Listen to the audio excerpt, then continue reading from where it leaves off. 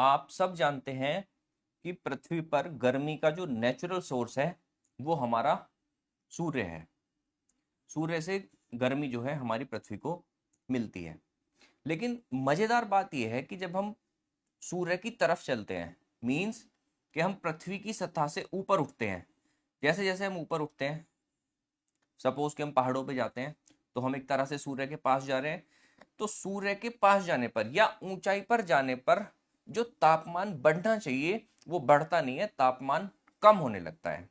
आज हम इसी टॉपिक को डिस्कस करेंगे कि ऐसा क्यों होता है। सूर्य की तरफ जाने पर भी टेम्परेचर बढ़ता नहीं है बल्कि घटता है।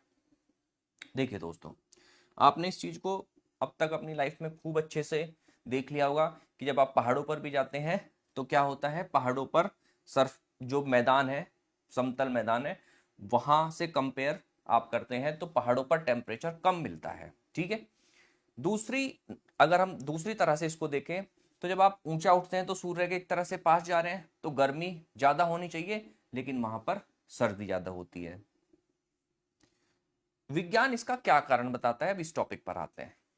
देखिए, विज्ञान कहता है कि जो गर्मी है सूर्य की किरणों के रूप में जो आती है, उसके संपर्क में हवा का जो वायुमंडल है, जो हमारी पृथ्वी का वायुमंडल है, हवा है चारों ओर, वो पहले आती है। लेकिन कमाल की बात यह है कि वो गर्म नहीं होती। सूर्य की किरणें पहले, सबसे पहले पृथ्वी की सतह को गर्म करती हैं। जहां भी वो पड़ेंगी पृथ्वी के उस सतह को, सरफेस को गर्म कर देंगी। ठीक है। अब ये जो हवा चारों तरफ फैली हुई है वायुमंडल के रूप में पृथ्वी के चारों ओर, उसके लिए सूर्य अब एक गर्मी का सोर्स नहीं है बल्कि हमारी पृथ्वी गर्मी का सोर्स है। तो जो हवा की लेयर, ये सब आप जानते हैं कि जो हवा है, वायुमंडल है, वो लेयर की फॉर्म में मान लेते हैं। तो जो वायुमंडल की लेयर हवा हमारी पृथ्वी के सबसे पहले टच में आती है, जो सबसे पास होती है, वो सबसे ज्यादा गर्म होती है। ठीक है। मतलब आप इसे कह सकते हैं ऊष्मा का बहुत ही सिंपल सा रूल है, ये सब ज्यादा गर्म होगी। और जैसे जैसे ऊपर जाती है हवा, ऊंचाई वाली हवा, वहां पर हीट कम हो जाती है और हवा ठंडी रहती है। ठीक है।